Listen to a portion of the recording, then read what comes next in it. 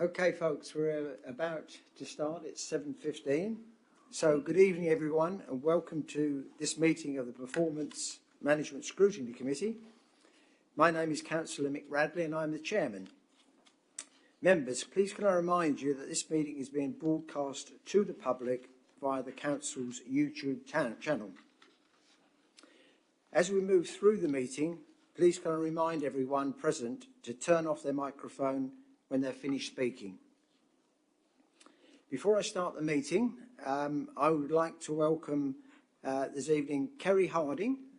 Hi, Kerry. Kerry is the Director of Estates for the CCG in Mid and South Essex.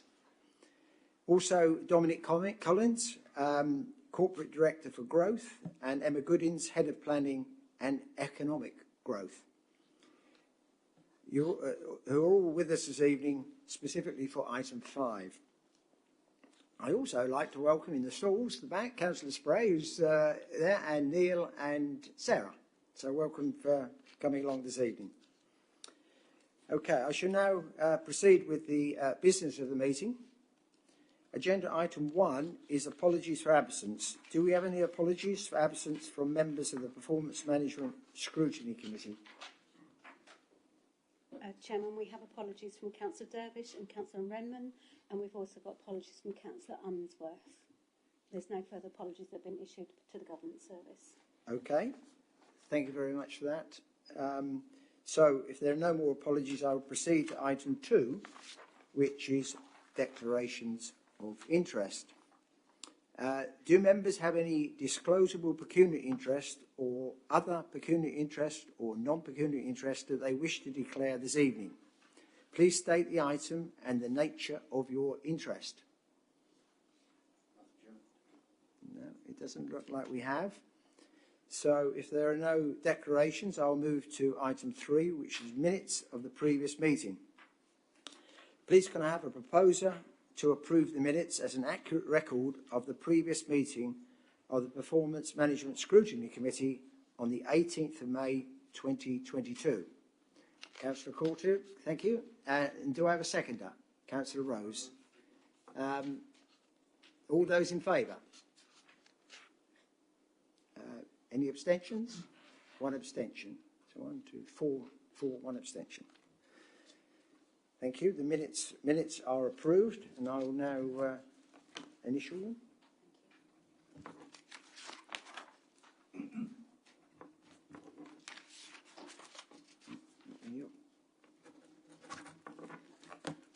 Okay. Right. Moving on then to item 4, which is public question time. Members, I can confirm that there are no registered speakers this evening for the meeting. So we can now proceed to agenda item 5, which is scrutiny review of section 106, first evidence gathering session. Members, this evening is our first evidence gathering session for the scrutiny review into section 106. For this item, there is a report, pages 6 to 9 of the agenda, which provided this committee with a reading list to assist us with the scrutiny review, which I hope members have had a chance to look at and explore. For this, as this is our evidence gathering session this evening, we have 2 presentations. The first is a joint presentation by Dominic Collins, the Director of Corporate Director for Growth, and Emma Goodings, the Head of Planning and Economic Growth, who will explain the legal landscape of Section 106 and how it is managed at the Council. The second presentation is from Kerry Harding, Director of Estates for the CCG Mid and South Essex, who will explain the NHS position as a recipient of Section 106 funds. I'm pleased to welcome Kerry, Emma and Dominic for this evening's meeting, and thank you for making yourselves available to assist the committee with its scrutiny review. Before Emma and Dominic commence with their presentation, I'd just like to confirm with them about questions, how you would like to handle questions. Would you like to just make a comment now? So we... Thank you very much, Councillor Radley. So in the presentation that I'll pretend we are doing, but Emma is mostly doing, or frankly all doing, there'll be a pause in the middle for some questions after the first element of the presentation, and then there'll be a pause at the end of the presentation for other questions. So there will be some pauses in there, but I'm sure if there's any burning questions, we can respond to those live as members wish to. Okay, thank you for that. That all sounds pretty good and clear to me. So hopefully members are happy with that approach. So thank you for that. Members, before officers commence their presentation, please can I remind you that our time for conducting this scrutiny review is limited. And with this in mind, please ensure that your line of inquiry relating to the terms of reference for the scrutiny review, please avoid asking questions on matters that do not relate to the scrutiny review or specific issues that you may have in respect of a particular Section 106 agreement or development. This is not the forum and will have an impact on the time we have available for conducting the review. In particular, the terms of reference for this scrutiny review scrutinises the delivery and spending of Section 106 funds being held, and not particularly how those were created or originated. So if you look at our terms of reference, it's quite clear. It's about delivery. And hopefully tonight, this background will help our understanding on that subject. As this is our final year of our term of office, we had limited time available for this scrutiny topic. We only have this meeting and the next meeting scheduled for the 21st of September for evidence gathering. After that, the following two scheduled meetings in November and February will be dedicated to scrutinising the budget proposals. So at those, there will be no time to scrutinise further Section 106. Also, any recommendations we have that are budget related will need to be made in time for them to be considered as part of the budget proposal. So this meeting and the next one need to be conducted with this in mind and stay very focused upon answering the terms of reference. I believe it will be most likely a need to consider an additional meeting in the October-November period where us as a committee can try to draw together a conclusion on the topic and make recommendations. I've asked officers to explore dates for such a meeting, but I think without that meeting we will not have time just to collect our thoughts and make our recommendations. So that is the sort of the schedule we have in front of us. So hopefully that is clear. So without more ado, please can I invite Emma and Dominic to make their presentation. As members, you may wish to make notes which come to mind during the presentation, so you can put these to officers at the appropriate point. So, Dominic, Emma, over to you. Thank you. Thank you very much, Councillor Radley. So I shall say some very brief words of introduction, and then Emma's going to take us through some slides. And my introduction really is to thank you for your indulgence today in the evidence session. We felt it would be helpful to ensure that members and also those watching the proceedings, either now or later on, are of the same mind and a basic understanding around Section 106, which is a particularly complex area of the authority's work and indeed partners' work. We therefore thought it would be sensible just to make sure that we were all on the same page as such on what Section 106 really is, what it's not, explore the legal framework of it, explore how we do that in partnership with others here at BDC, but importantly also understand a bit more about the myths around Section 106 that we hope will support members in their investigation over this meeting and the next meeting.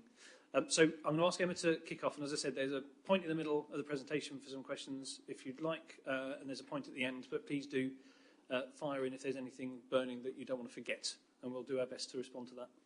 Thank you. Thank you, and good evening, members, and thank you very much for inviting us here today. So I'm going to briefly go through the policy and legal basis first, then I've got a pause for questions, then we'll go on to the local Braintree specific approach, and then we've got a question slide again. So next slide, please, Emma. So what is a planning obligation? So they are known as Section 106, S106, developer contributions, to name but a few of the names they're called, but all these terms mean the same thing.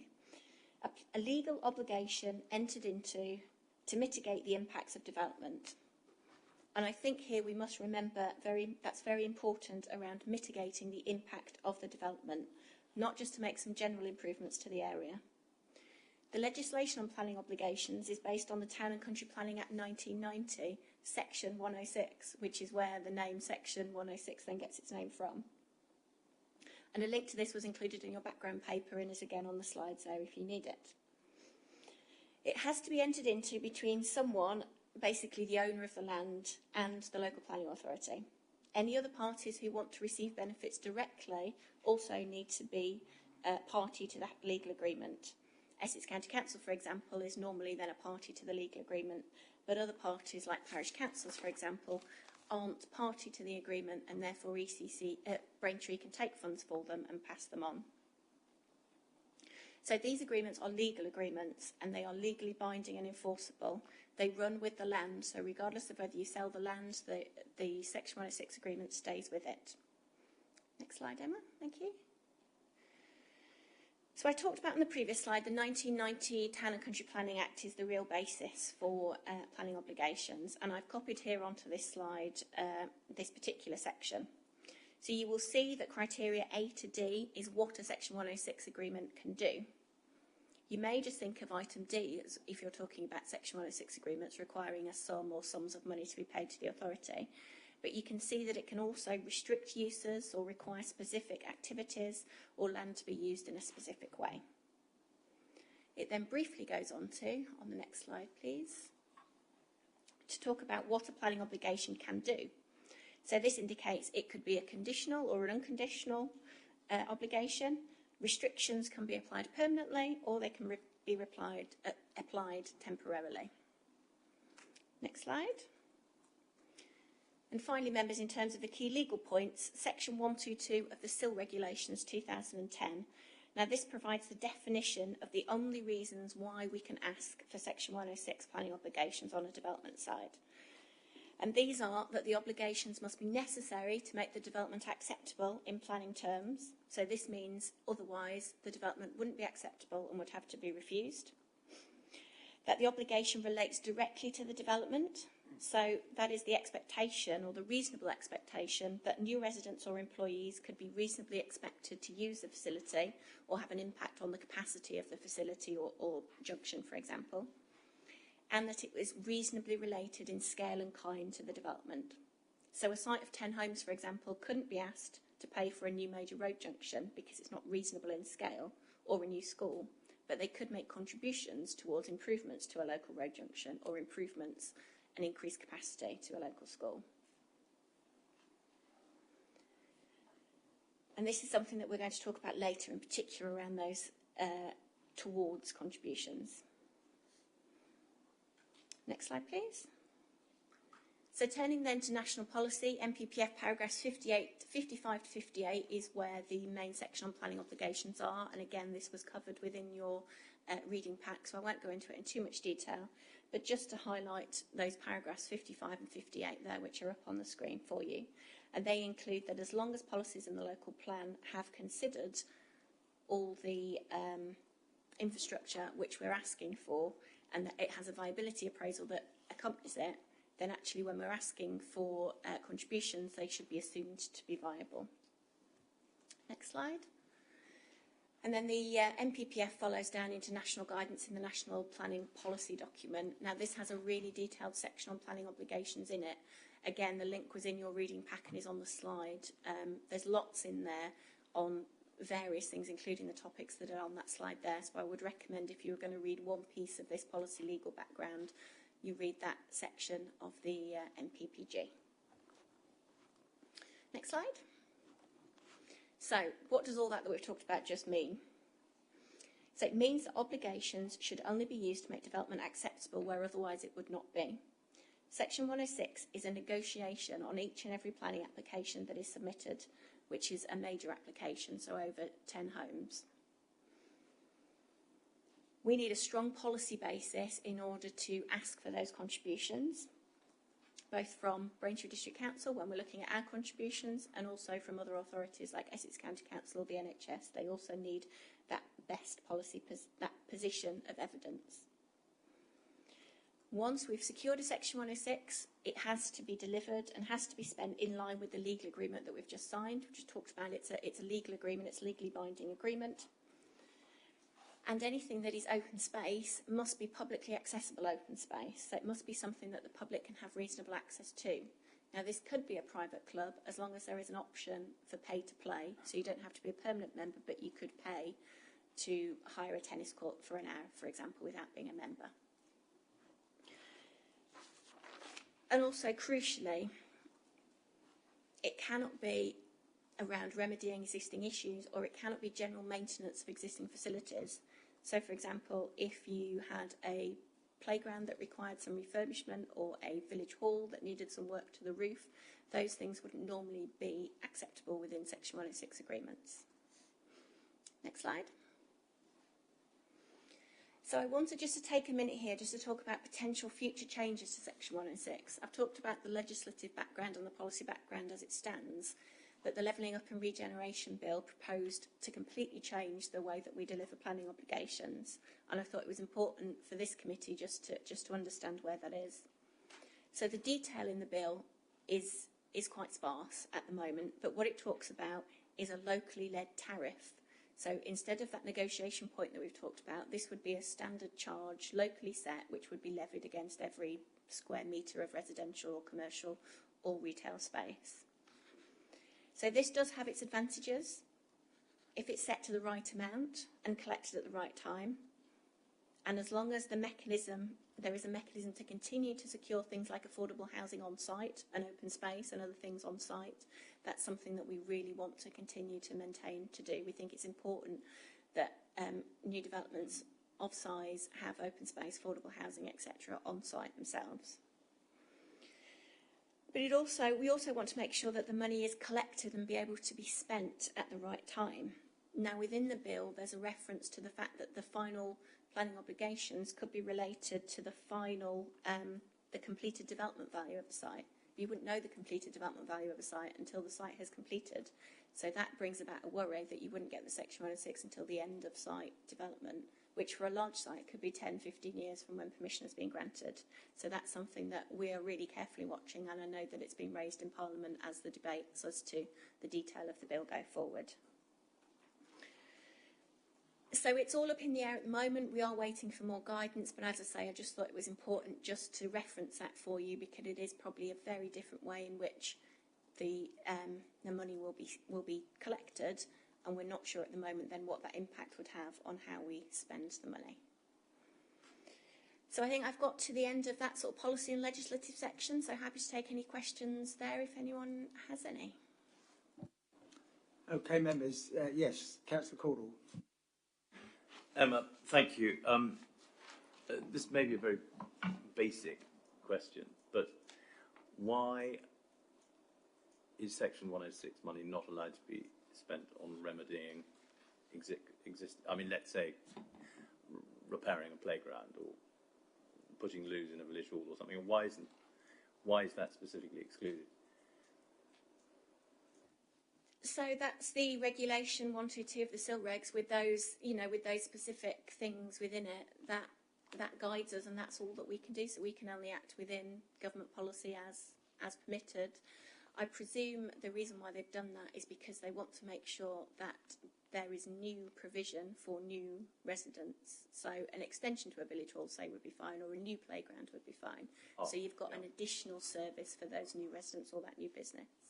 And am I right in thinking that we, as Braintree District Council, are thinking of changing our constitution or changing something so that we can change our Section 106 terms? Is that, or am I wrong in thinking that?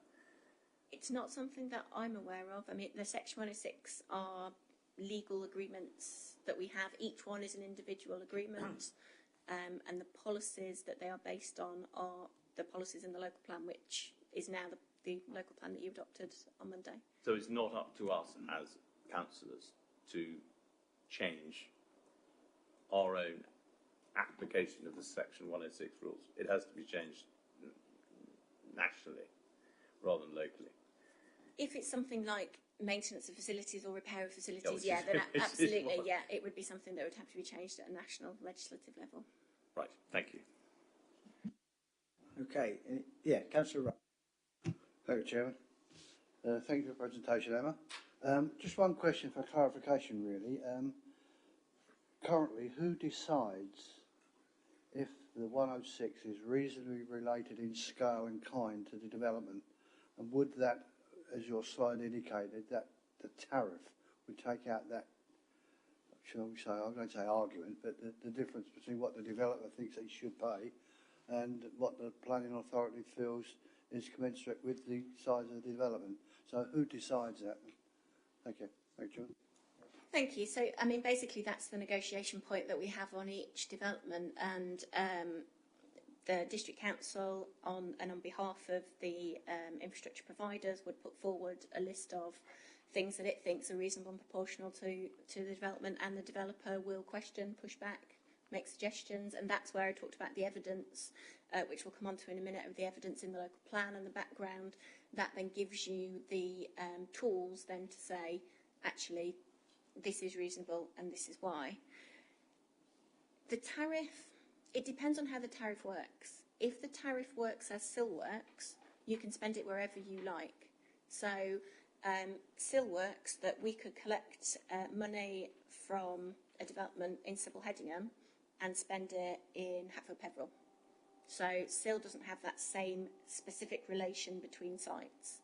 So we don't know yet whether the new tariff will have that relation between sites or whether it will be more wider. And you will in SIL there's a sort of list of projects that you have to publish that you're going to put your contributions towards. So you could decide that your priority is to spend on a new leisure centre, and you put all your contributions that you get for a year into a new leisure centre, and not on other things. But we just don't know where that is yet.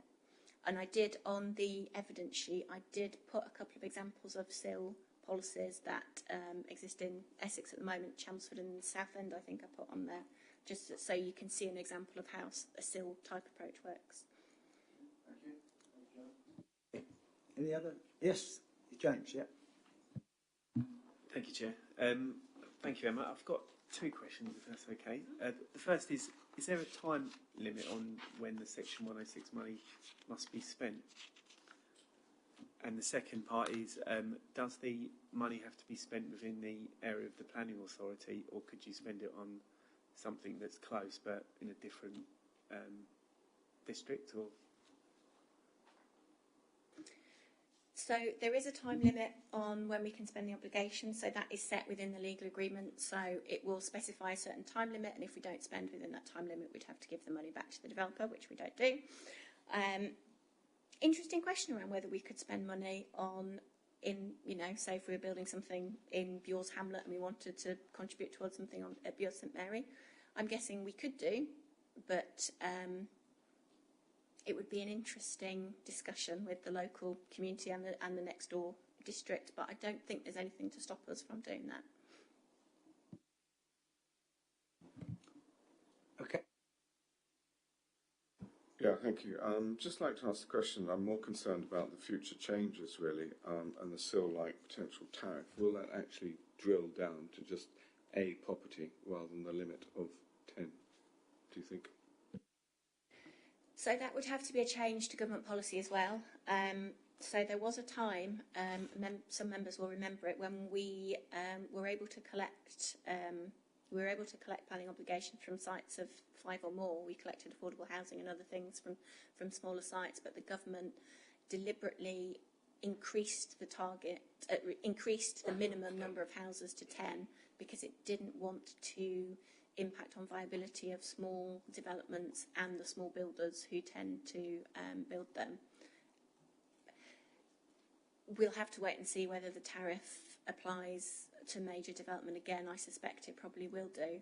I think the real, initially in some of the early drafts, they were suggesting it would be a nationally set tariff, which we really, as a planning officer, I really feared, because the values that we get, first of all, as a district from the negotiations of our officers are amazing, and we do really well in terms of money. But also, secondly, how can you set a national tariff compared to land values and prices, compared to here, compared to Doncaster, compared to somewhere else? A national tariff felt like it would be a race to the bottom. So really pleased to see it's locally set tariff, but we'll need to make sure it's the right figure for the whole of the district. And the values in the district are different as well compared to different areas. So that will be a real challenge to get that tariff set at the right amount. Okay, I've got a couple of questions. It's two of the same topic, really. We have many agreements that have been negotiated and signed off. Some of them are quite old, in actual fact, when you look back, and I've sadly read a few of these myself. To what extent are we able to change the terms of a legal agreement at a later date if the landscape changes or priority changes, on the basis that quite a lot of them are quite old, and today's situation may well be different? So what scope do we have for change, and indeed how much do we do it? Do we practice that as an item, please? Thank you. So there is a scope to change legal agreements, but it would require both all parties who are signed up to the legal agreement to be satisfied with that. It tends to come from the other side primarily, so the development industry tends to want to vary Section 106 agreements more than we would do, but it is possible for us to do, as I say, with the agreement of all parties. It's not particularly straightforward because you're varying a legal document, so it's a legal process. How much do we do it? That may be a question for Neil and Sarah in the next session. I'm not aware that we do it very often, but what we do is, and again, I think it's in the next part of the presentation, we do try and make the contributions as flexible as possible, so that gives us scope to, we might have a project in mind, but it potentially gives us scope to move the money to a different project if things might have changed when we got to money being collected and spent. Okay, yeah, I'm aware that the rules have changed over the years as to how specific you have to be, and I think the general direction is you have to be more specific now than you used to in the past, which then actually puts you more restriction and reduces your flexibility. So when we're looking, again, this may be for the next session perhaps, but when we're looking at trying to unblock ways of moving the implementation of the funds that we have, perhaps that's a practice we perhaps might want to consider more in the future. I do understand it has to go back to legal base, and it does, both parties need to agree. I understand that, but maybe that's something that could help us. But anyway, it's for maybe another session. I've got a slide in the next part actually, which will probably cover some of that. So. Okay, members, are we happy to move on? We can always wrap up with some more questions at the end if necessary. So Emma, if you'd like to carry on. Thank you. So moving on now to our local district approach. So just briefly, this is a process that we go through there on the board on how we secure Section 106 agreements. I won't go through that in detail because that's outside the sort of scope of your terms of reference, but just to go through the process there so you can see how we negotiate. It's important to highlight on here that consultees such as the NHS and Essex County Council provide us the amounts that they want in contributions. So we seek them on their behalf, but it's based on their evidence rather than ours. And some people have formulas, and some of our contributions are based on formulas as well, so sort of standard formulas approaches.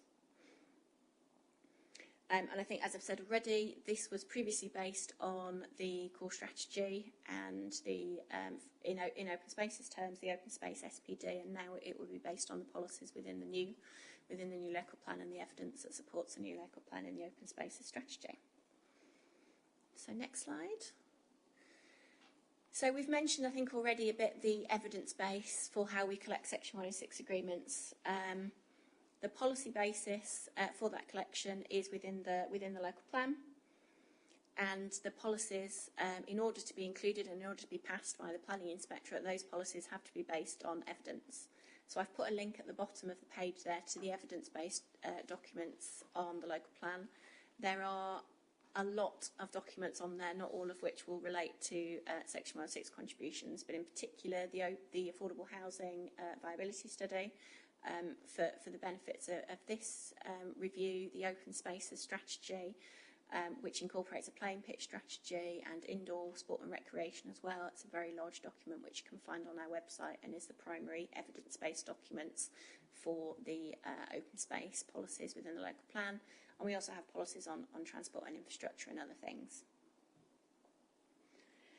Yes, as I say, those documents are all available on the website, and what we have done is, in order to ensure that the local plan is viable, there is a whole plan viability assessment. So viability assessment of all the policies in the local plan. If you apply all those policies in the way that they are meant to be applied to a series of typical sites within the district, so it tests a range of different site sizes and values across the district, then the viability study that we've got shows that that would be a viable position for us to take.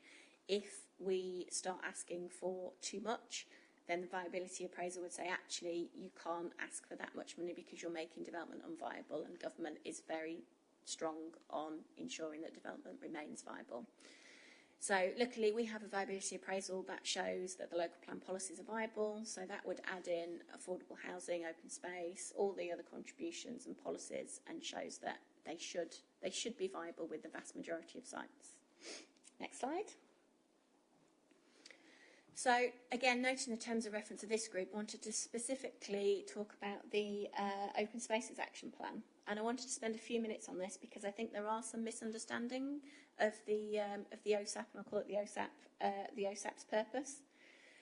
So this document has a very specific purpose, which is to provide supporting evidence to the open spaces policies within the local plan.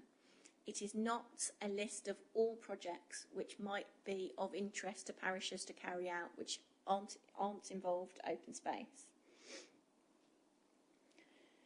It provides the evidence so that we can say to developers, we need your open space contribution, and we can point to projects within that Open Spaces Action Plan that says we have projects that are available which are reasonable within a distance of your site, and that's our evidence for saying we are therefore collecting your open space contributions. So the document doesn't include a priority order, and it isn't a guarantee that those works will be carried out. And that's because it's only there for if relevant developments take place within the vicinity, and therefore relevant Section 106 planning obligations are secured as part of those sites. So it is a guide to help us and provide the evidence to developers to ensure that we can get that open space contributions that we want to. So we update that document each year to make sure it's up to date with new information or confirmation of the existing projects. We ask parishes, we ask the local and national sports groups and associations, as well as internal colleagues, and that document is updated every year, as I say, and approved at Cabinet. So I appreciate it doesn't fall within your terms of reference, but if members wanted parish and town councils to have the ability to feed in different projects, then we would need to go through a different document, probably on a similar process, but a more general document. Next slide. So pooling contributions. So this, I think, touches on your points, Councillor Radley, and is something that I want to spend quite a bit of time on tonight, if that's okay. So the government changed the rules a little bit ago, and we were restricted to pool no more than 5 contributions. Now, what that meant, so they've removed that restriction again now, but what it meant was it changed the way that we wrote Section 106 agreements, because for a while we had to make them really, really specific. So we couldn't, if we had in the days of when we were restricted on pooling, if we said open space in the vicinity of Braintree, we could only ever secure 5 contributions, and that could be some 5 sites of 10 houses, and then we wouldn't be able to secure any more money for open space in Braintree. So at the time, we had to be very specific and name largely individual projects or individual areas where we'd be spending that money. As I say, the government then released that restriction again because it was I think it was found to be difficult for many local authorities to ensure that they were collecting enough money in. And that does mean that we're able to be a bit more flexible again as to how we write the Section 106 agreement. So again, we can write open space within the vicinity of the site, and then we've got that more flexibility that you spoke about to spend on different projects depending on where we get to in the timings and how things have moved on. So it's really important to note that most applications that have Section 106 agreements with them are relatively small sites. If you think about the local plan, for example, the local plan allocates around 90 sites for development, and there are 5 which are of strategic scale, so over 500. All the rest are much smaller than that. Then there's a whole range of other sites in the district which are smaller than 10, which wouldn't contribute towards Section 106.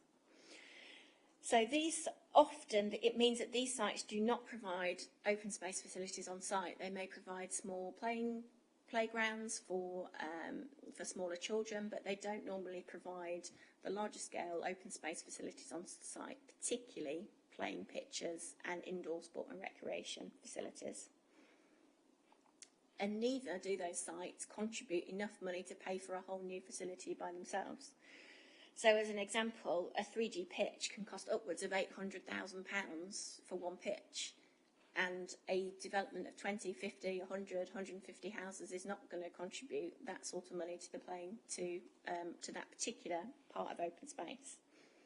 So that means that the council needs to hold on to contributions whilst it waits for other contributions from sites in a nearby location, or alternatively seek funding either, as I said, from other Section 106 funding through the council's own capital funding, or through partnership working with other bodies. So this means that Section 106 spending isn't always linear, as we wave up and down as we're waiting for some of the larger schemes to come forward.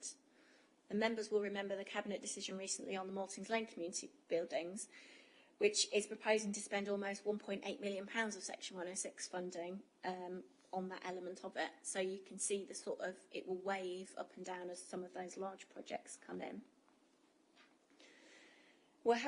We've got some of those larger schemes coming up in Cabinet over the next few months, where we are asking for decisions on spending funding in excess of £150,000 on several new open space schemes. So pooling contributions, as well as where we simply don't have enough money to deliver individual facilities by themselves, pooling contributions can also realise best value for money for residents. So contributions could be grouped together, we appoint a single contractor, and that can make sure that the communities are getting best value for those Section 106 contributions that we've secured. Next slide, please. So the presentations at your next committee in September will probably take you through the detailed process for how we deliver Section 106 in a bit more detail, but I just wanted to provide the overview here for you. So as you know, we have a Section 106 monitoring officer who makes sure that the money is coming in as we expect it to and going out when we need it to, and is spent by the right people at the right time. But, and this is a very important but, we do not have any specific officer within the organisation who is solely tasked with delivering Section 106 funding. Officers from Ops, affordable housing, planning, and our landscape architects all commission and project manage projects involving Section 106 monies, but they also work on numerous other projects and work streams, including our own capital programmes. So, for example, in the last 2 years, we've been working on the delivery of the £3.3 million pedestrianisation scheme of Braintree Town Centre, which involves many of the same officers, the Town Hall Gardens project, and the public realm schemes for the High Street in Witton and Halstead.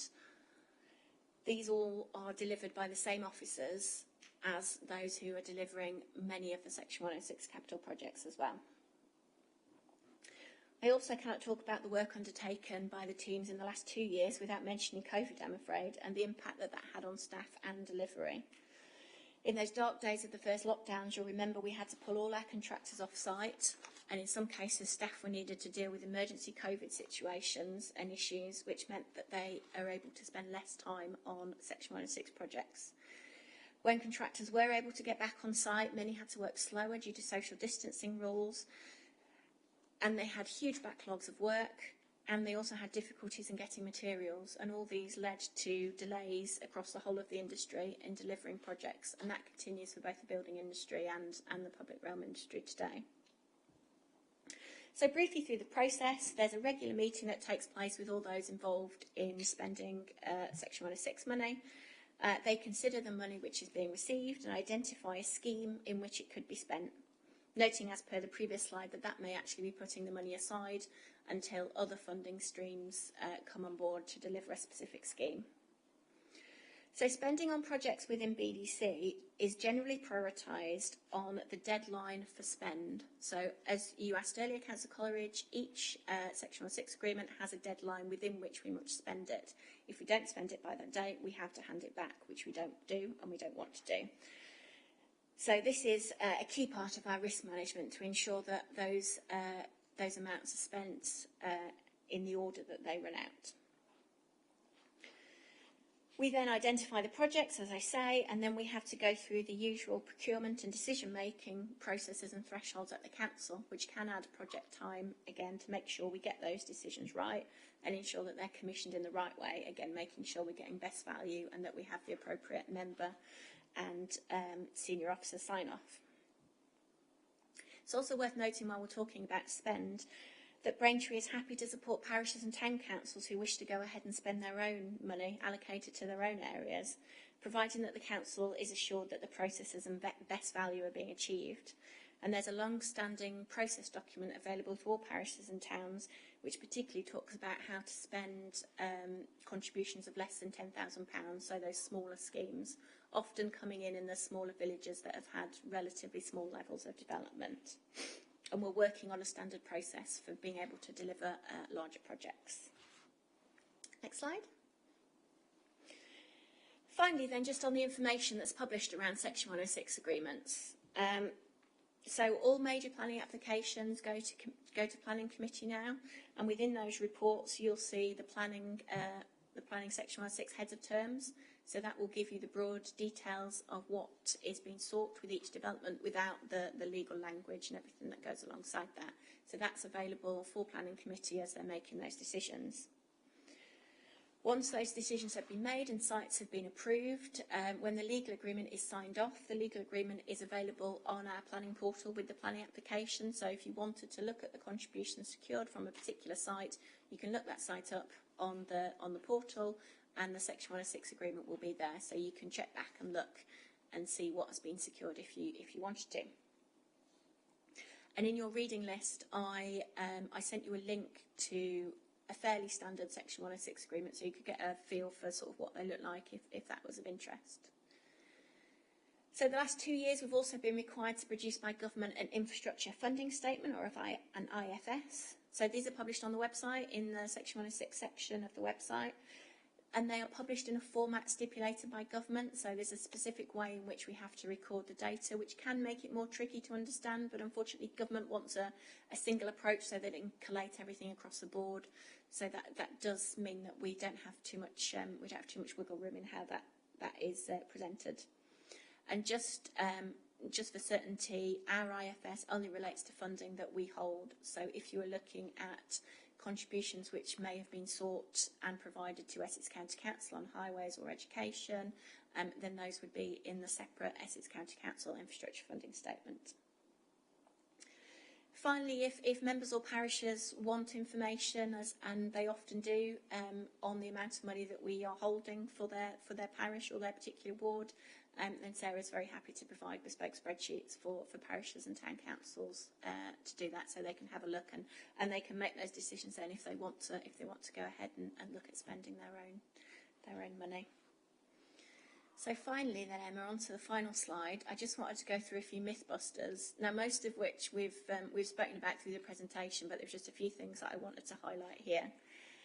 I've put the first one in bold because I want to be very clear that we, as far as Sarah and I and others can remember, and we've been here 15 years, we have never handed money back to a developer on a Section 106 contribution. We have always spent the money within the time. And developers do come back to us. Even if we've got 10 years, developers have got little notes in their calendars and they will come back to Sarah and say, have you spent my open space contribution? And we'll say, yes, we have. And this is what we spent it on. And thank you very much for not having it back. But that is a really important thing to say. We always spend the money that we have secured on behalf of residents. Second of all, Section 106 isn't a tax. So it's not just a tax that goes into our budget and we can spend on whatever we want or whatever we think might be nice. It has to be, we talked about that, those SIL 122 regulations, it has to be on what we think is reasonable. So Section 106 must be spent where the impact of the development is felt, but that doesn't necessarily mean it is spent in the parish or town that it is collected. So, for example, if you're building development on the edge of a town, you may consider that for formal playing pitch, for example, that they would use a facility in the nearest town, or if there's a park in one village and not in another, as long as you can reasonably expect those residents to use those facilities, that is appropriate. So just because it's directly within one parish, again, doesn't mean that you can't spend it in other parishes as long as you've got that link. We talked about this again quite a lot. Section 106 can be pooled and often is pooled, and it's used alongside other funds gathered from other sources. BDC Capital is a prime example, and just going back to the Maltings Lane example, BDC Capital there is being used to deliver the scheme alongside Section 106. But the team also work with national sports associations and other things to secure third-party funding, or we bid for funding into other parts, which can be used and all sort of brought together to deliver a really good facility for our residents. Parish and town councils, we've just spoken about that one. They can take the lead to spend Section 106 money if they wish. That would jump them up the priority list if they want to spend that money. They don't have to wait in line. They can jump the list and spend their own money, as I said, as long as we're happy that they are following the correct processes and they're getting value for money. And that's important. It is, because the money has come to us, it is ours, so we need to make sure that they are spending that money appropriately and they have got best value from that money. And then finally, Section 106 spend is not linear. Again, as I've spoken about, we do often have to pool Section 106 so it goes into bigger projects. So that means that we will get bulges in years where we deliver specific projects, which will spend upwards of £1 million of Section 106 in a single project. So that means that the spend can be lower in some years and higher in other years. And I think that takes me on to questions then, members. Thank you very much.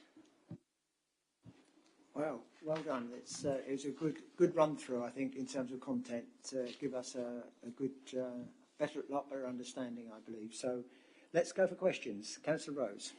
Thank you, Chairman. Yes, thanks again, Emma, for the presentation. I've just a question. It's three little parts, really, and it's regarding the trigger points. If it is agreed that the developer will build 100 dwellings and the Section 106 is agreed, when does that payment become forward? And if they stopped at 99, Dominic Smiley knows where I'm coming from here, and would it prevent a developer creating a land bank? Because any Section 106 agreed, if it's agreed today and not paid until March, April, May next year, then inflation will obviously curtail some of that payment. And will the future changes to 106 level up the current policies? Thank you. Thank you, Councillor Rose. So just on trigger points, so yes, very, very much Section 106 agreement will have a trigger point within it, and that could be the occupation of 100 homes. And if the developer chooses to build and occupy on the 99 homes, there's nothing that we can do to chivvy them on to build the 100th home, which will then release a lot of Section 106 funding. And we do often see this with developers. They are managing their cash flows. When we are negotiating Section 106 agreements, we are trying to get the trigger points in as early as possible so we can secure the money as early as possible. But developers are trying to push them back to the end because they want to sell houses to get the money in before they take the money out. But yeah, there are occasions in the district where developers have chosen to stop at certain points because they know that they have large Section 106 contributions due and they don't want to pay that money quite then. And there is nothing for us to be able to do to make a developer complete a site as it stands at the moment. If you've got permission for 150 and you build 99, the permission is active and you can come back to it in 10 or 20 years and build the other 51 at that point if you wanted to.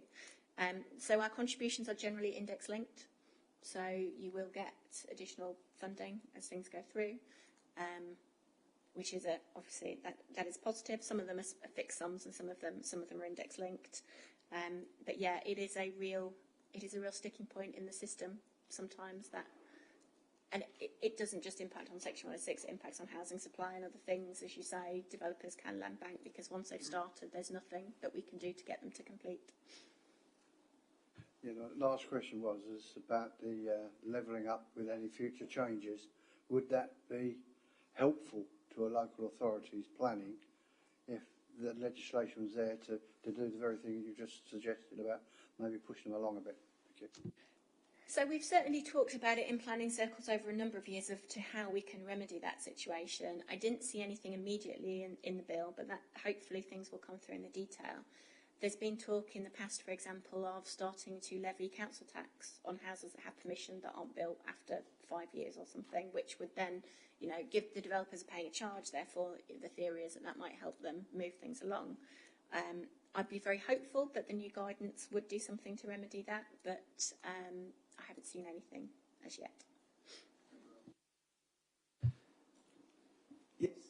If I may, just to Councillor Rose's point, I think it's a really good point about developers and their attitude and how they work through the system, and therefore I think that the point is we've got a really strong officer cadre who know the developers well and who operate in the area and are very good at negotiating with them. And therefore, actually, I think the relationships that we've built up over the years with our strong officer cadre with those developers has put us in good stead compared to other districts in the county, I would suggest. But I think it just adds to that non-linear nature of Section 106. You can't always guess when the money's going to come in. And therefore, that even complicates even further the pooling point because you don't know how long you're going to have to hold on to elements of Section 106 to pool properly to progress another project. So, to your point, it adds to the complexity.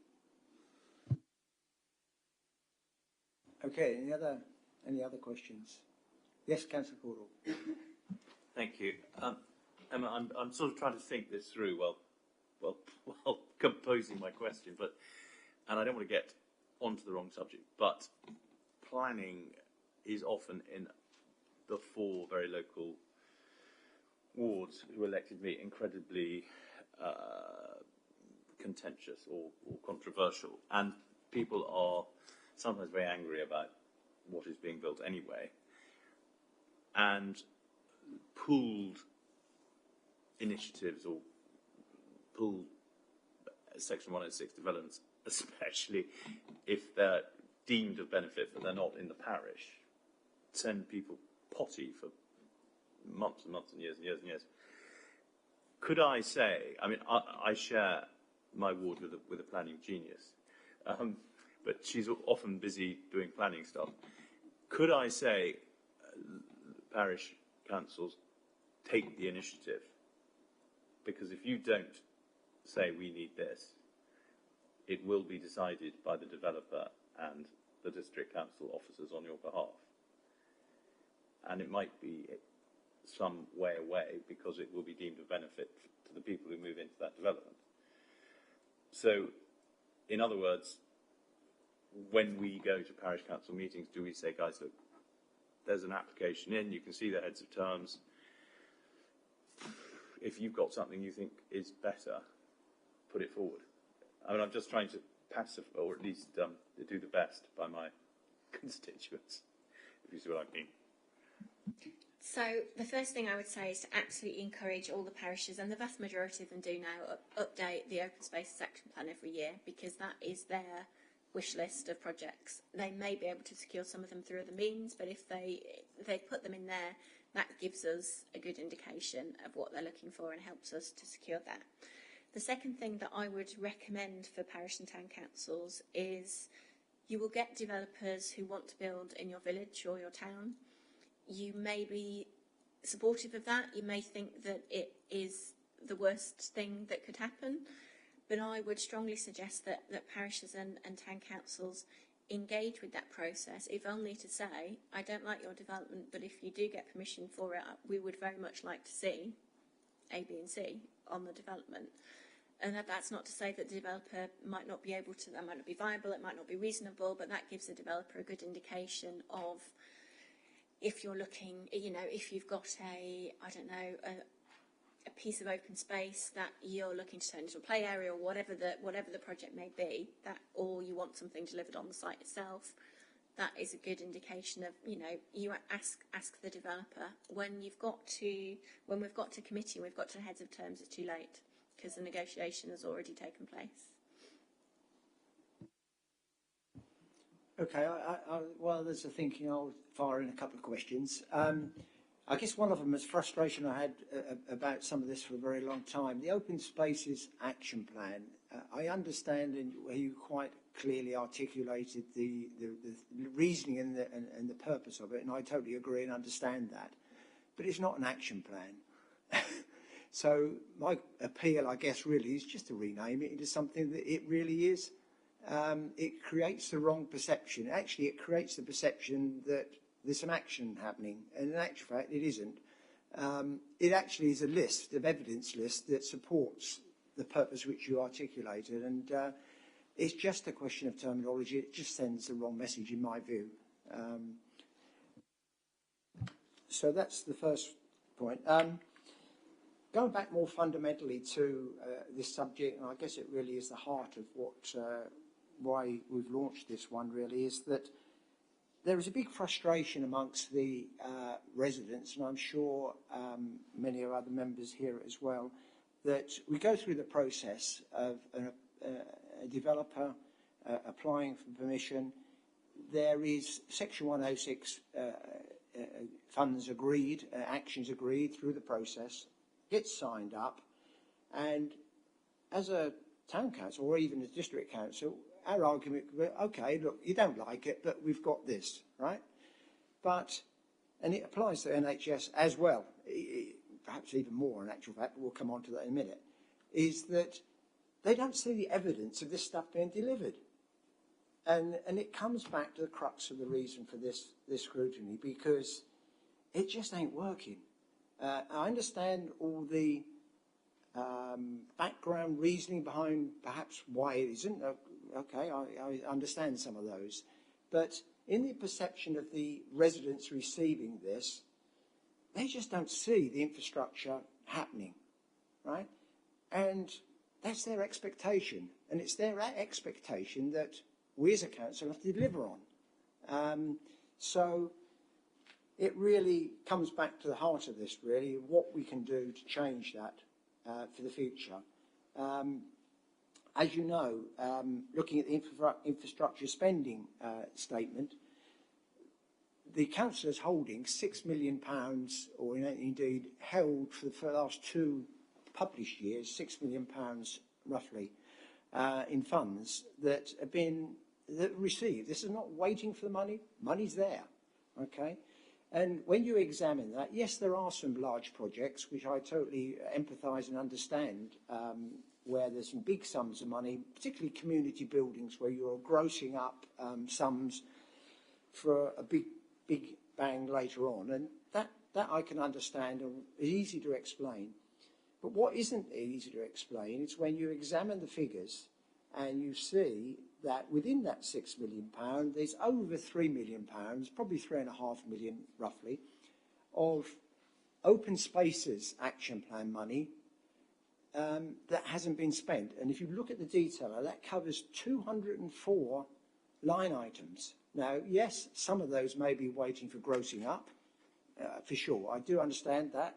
But scanning through the list, a lot of them are individual items, to be perfectly honest. So, and some of those stretch back over 10 years. And so it really is evidence to say that there's a huge backlog, if you like, of unspent funds being held by the council that are just not being moved quick enough. If we have a look at the 2 years that we have for infrastructure spending statements, one of which was pre-COVID, so there's no COVID impact of that at all. In actual fact, the second year probably had minimal impact of COVID because of the lag. In both those, there were an average of 22 line items cleared per year. Okay, now if we cleared 22 line items per year going forward, 204 would take us 8 years or something, 8-9 years to clear that, and that's without any additional funds coming in from pipeline developments that are already agreed. So that all builds to cause a big issue on how we can change this for the future and change the curve, whether it be the processes that are used, any roadblocks. Now, you guys know those roadblocks far better than any of us, and in 2 sessions here, we're never going to touch the surface on that. So, and of course, it comes back to resources as well. And, I accept the point that you've chosen to organise the resources in a certain way, that you share different things and becomes priorities. But overall, there's a gross resource issue, it would seem, because people are taking priorities. And I can understand prioritisation, but it's at the expense of clearing the backlog. Okay? So I think session 2, I'd like to see more information coming forward to say what can be done, what can be done to implement changes to unlock roadblocks for the future, whether it be resource, process issues. We touched on maybe changing legal agreements to unblock things that may not be. Whatever it is, I think if we are to make change to improve for the future, then in session 2 we do need to see that going forward. I'll pause for now. Thank you. I'd like to comment. A soapbox now. No, you're fine. I'd like to comment, if I may, on the resource point, because that is a point for me and Don rather than for the officers involved in direct delivery, I think. So, in the case of every work programme, the more resources you have, the quicker you can deliver, and it's a balance between value for money and priorities and delivery, as you say. And that is a fact of that's just a fact, isn't it? And if we get more resources, then people will have more time to deliver on the projects, providing, going back, we've got the pooling and the trigger points have been got to, and we've got all those issues across. Just on resources, it's worth you knowing that we have recently recruited a second landscape architect. Actually, it's a landscape architect graduate student, and part of the issue with resources is that so we've got some really, really skilled officers in the team, and trying to get landscape architects to work for a local authority is nigh on impossible. So it's not just a case of having the money available to get those people, it's actually being able to attract them. In this case, we were able to offer the fact that the district is very varied, so there was lots of schemes for them to work on across different environments, across urban and rural, which was attractive. But also in the landscape architect that we already have, there was the opportunity that she was very willing to mentor and support a recent graduate to work through the process. So they are incredibly, incredibly rare to get in. So I would have that as a caveat, that if this was if it was one of your recommendations and it was accepted, that it's not just about the money, it's about getting the right people in, and that is really difficult. The other option that you can look at is to subcontract all the design work out to third parties, and we have done that in a few cases. The reason why we don't do it more often is because that they are expensive, and so they take money out of the Section 106 pot. So rather than having, I don't know, rather than having £500,000 to spend on the actual project, you've only got £400,000 to spend on the actual project because you spent £100,000 on fees or whatever the amount would be. So again, that's something that we really take into account because we really want to spend the most possible money on the scheme on the ground rather than on paying third parties. But that is another way, potentially, of securing further resources to move things forward. Just on the programme going ahead, so I think we've had 2 come to Cabinet already this year, the Maltings Lane scheme and the Whittam and Houstead public realm schemes, which are securing large sums of money. Maltings Lane obviously is very large. The Whittam part of the High Street scheme is also worth something like £170,000, something like that. So that's a significant fund. And fully enough, we were just working through the programme in the last couple of weeks, and we think we've got another 5 possibly schemes which are going to be over £100,000, which will be coming for decision before the end of this financial year. So things are catching back up with themselves, and they are moving forward with spend. So they would be, if they're over 100,000, they'll go to Cabinet members, and over 150,000, you'll see them at Cabinet for decision. So there is a pipeline of new projects coming forward now. And just on the number of line items, I wasn't sure whether you meant the line items as in individual contributions that we've secured from individual development sites or individual projects. Sorry, just to clarify, that is a breakdown of the £6 million, Yeah. And just looking at the open spaces items. Yeah. Yeah. So we have still got a lot of very small contributions. We call them unilateral undertakings. That was when we were allowed to take between 5 and 10. We didn't do a full Section 106 agreement. We did unilateral undertakings, and that they could be very, very small amounts of money, 3, 5, £1,000, I think.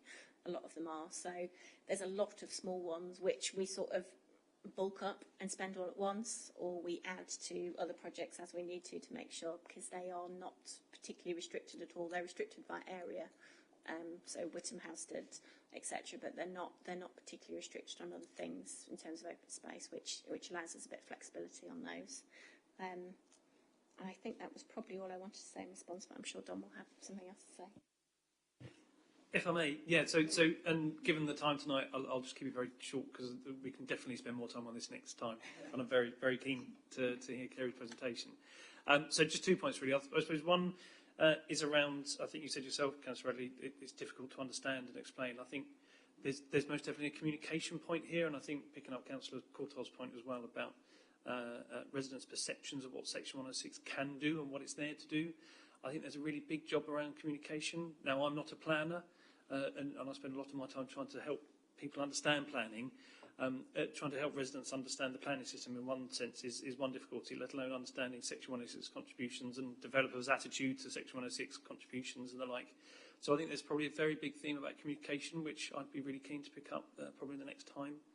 And my other point was just going to be about how we judge success in terms of spending Section 106. What is a success factor for us? Because I think we and I can't remember if it was in bold in the presentation, but it's certainly a key point. We have never given any money back. Now that feels like perhaps a very local authority success factor, but actually it links very closely with that communication point in that we have gained Section 106 contributions on behalf of communities and we've always spent them.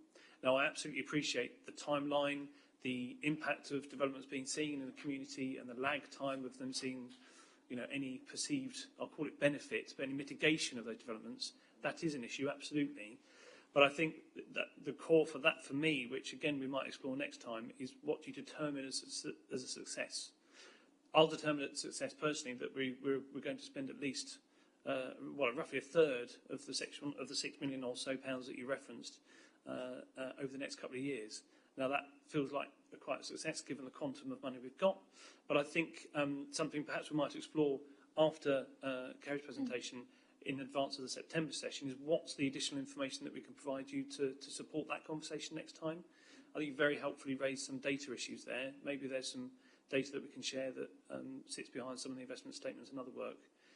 But I think the crux of my point there is how do we judge success in terms of Section 106? And I think that relates to the communication point. I think it's probably a factor I'd be really keen to explore next time. Okay, thank you very much for that. I just like to pick up on a comment on that it frightens me when we say we didn't lose the money. Well, of course we shouldn't lose the money. I think it's very good that you don't lose the money. It's excellent.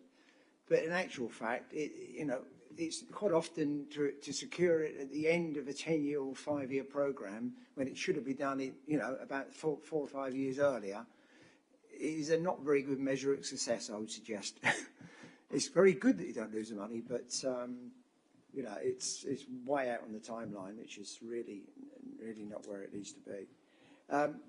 I'm going to ask one more question. I'll just open up for the rest of the guys to answer. On the issue of parish councils picking up, I guess this is something that perhaps ought to be looked at further as well.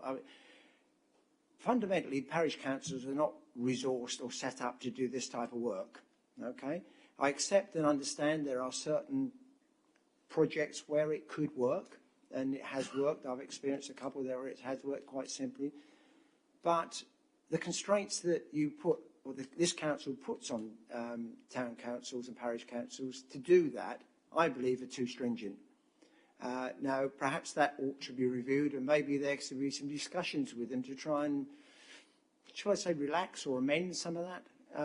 Certainly, fund the actual money itself. I mean, my understanding is that the process is that the parish council has to spend it all first and claim it back later, fundamentally.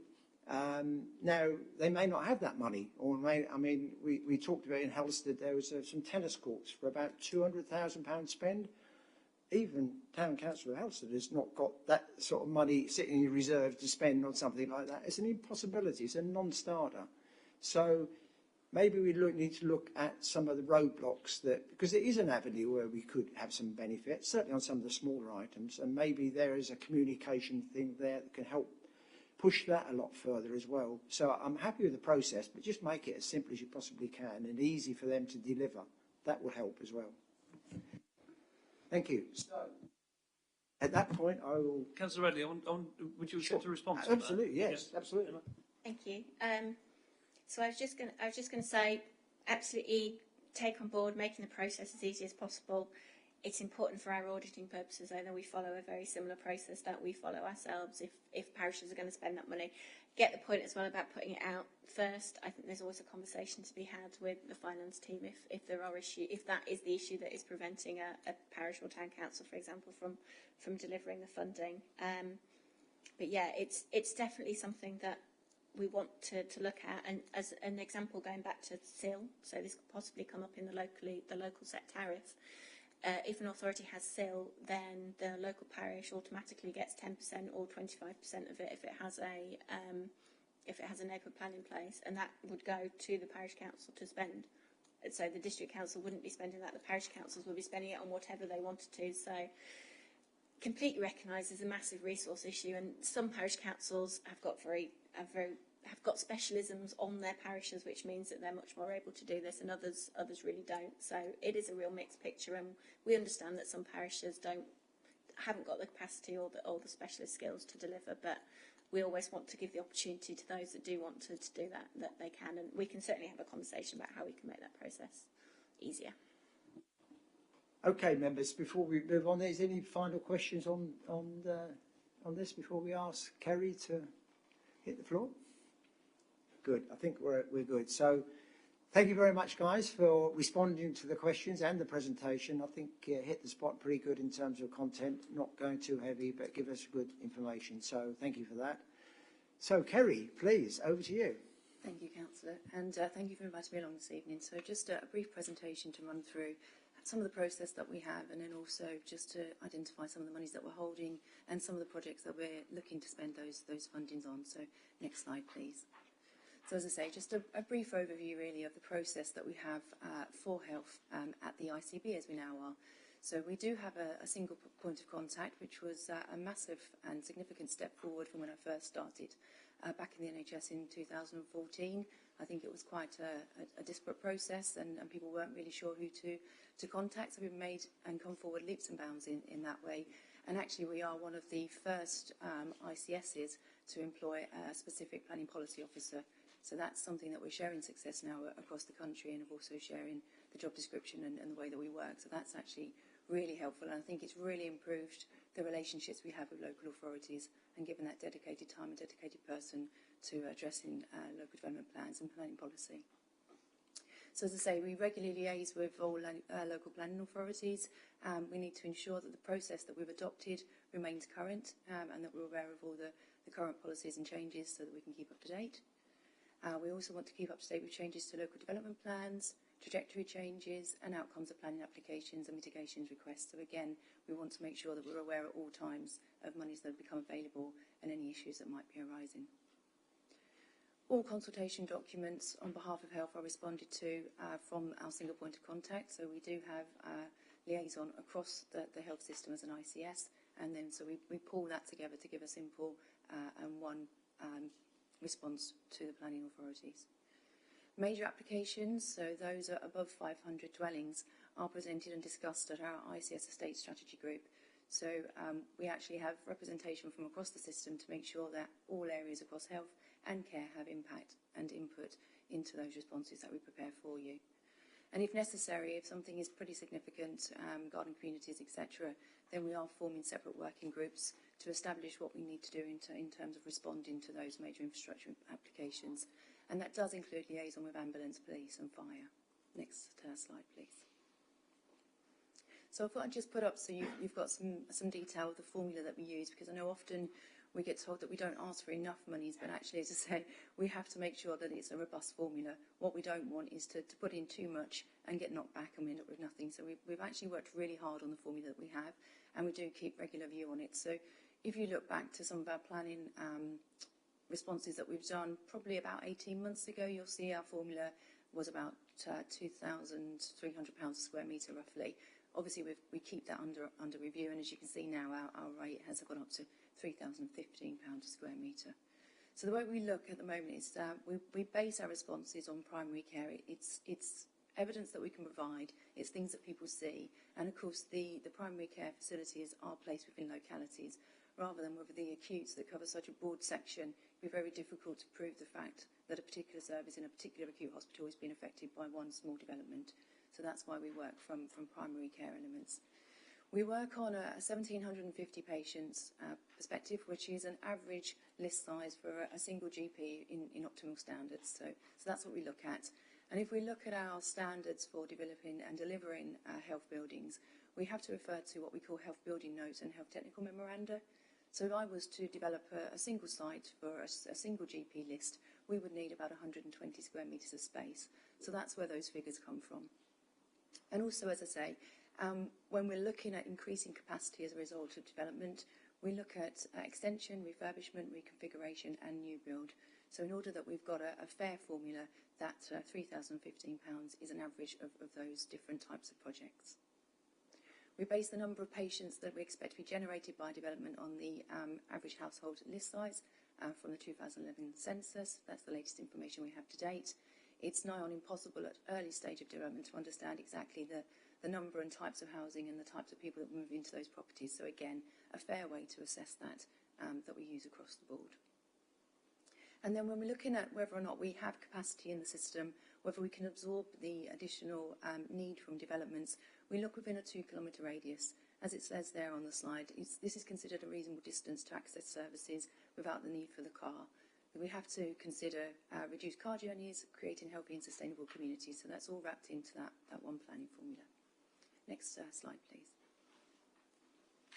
So as was previously mentioned by Emma, when we're looking and putting forward evidence in relation to requiring or requesting mitigation, we have to make sure that the mitigation is necessary to make the development acceptable in planning terms, that it directly relates to the development, so we're not asking for money for issues that are already in the system and that we already know about, and that it's fairly and reasonably related in scale and kind to the development. So again, we couldn't ask for a whole health centre that could manage up to 10,000 residents for a development that's delivering only 200 residents for obvious reasons. Next slide, please. So how do we utilise Section 106 contributions? So as I say, we look at a range of ways of using the monies, and Braintree particularly have been fantastic in helping us to kind of look at that and to make the best use of the funding that we're collecting.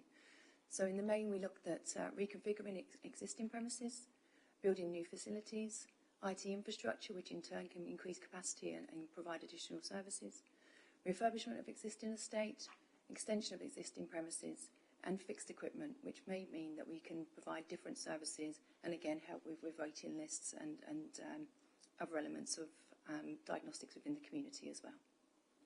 Next slide, please. So we do have very strict criteria to spend. I think much like the council, we have to make sure that we're spending this money in the right way and that we are receiving value.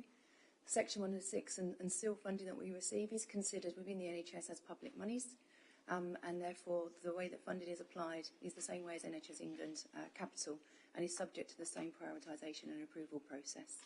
So many times you will hear me refer to business case process, the fact that we need that solid evidence before we release funding, and to make sure it's been spent in the right way and provides the right outcomes. We then request drawdown of funds from the council and providing that supporting evidence, which is our approved business cases, or, sorry, PID I should have extended as a project initiation document.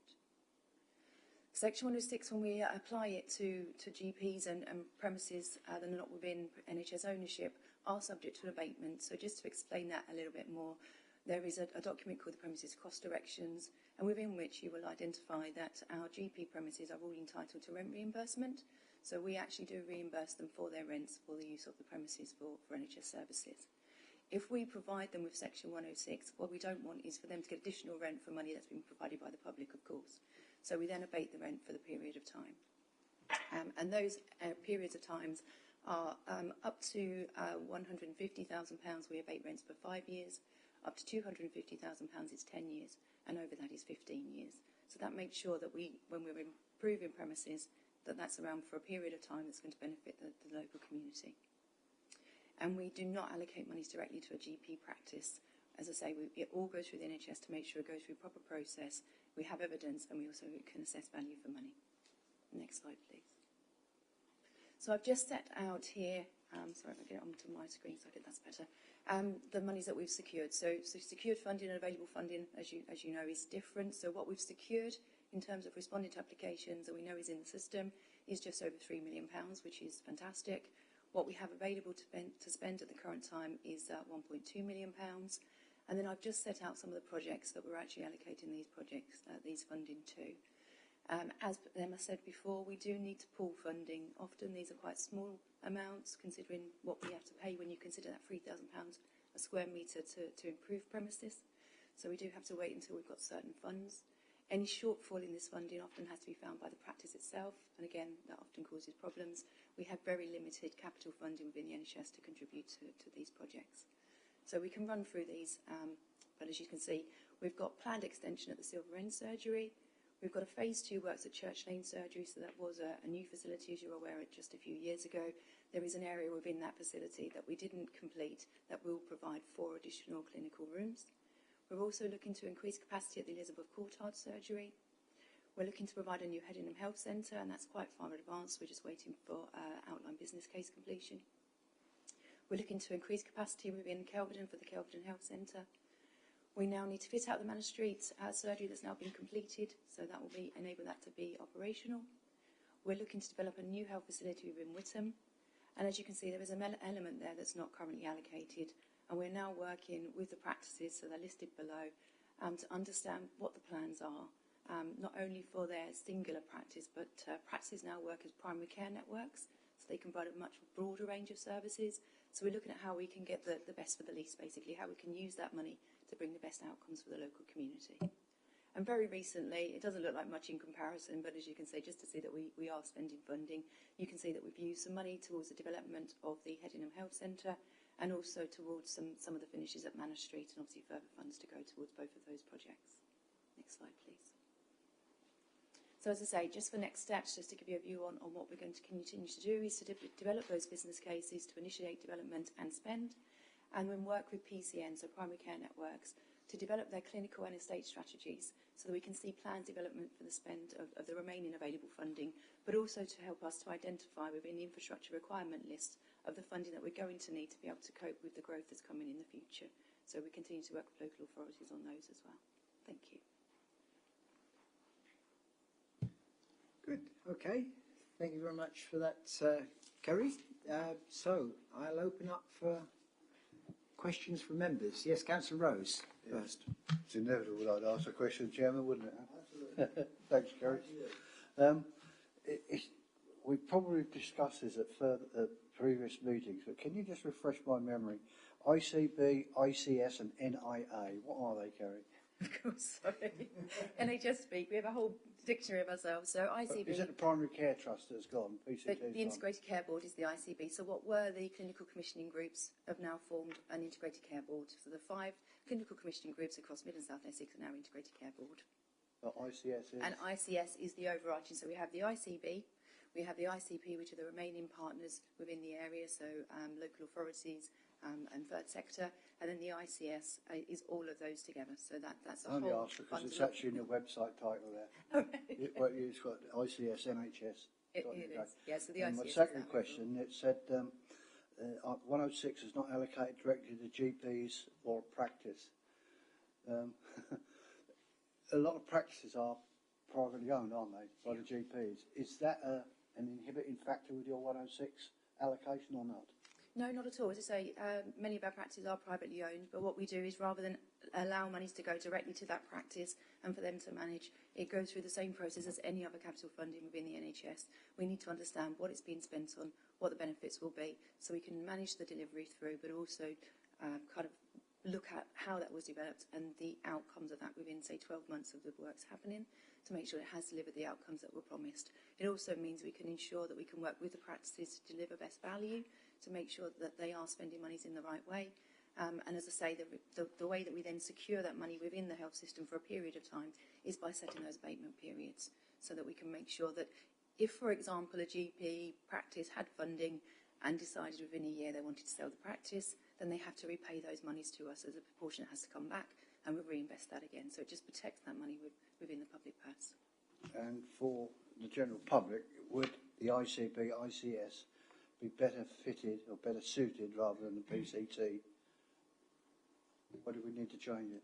So PCTs disappeared in 2013. Clinical commissioning groups have now been replaced by integrated care boards, so they don't exist any longer. So it's just a new body, same areas, but as I say, so that's the new language that we're using. That's the new bodies that we've now formed. So yeah, you won't see clinical commissioning group anymore. You will see integrated care board. All right, thank you, Kerry. I'm up to speed now. Thank you. Thank you, Jim. Okay, thanks, Councillor Rose. Yes, James, Councillor Coleridge, next.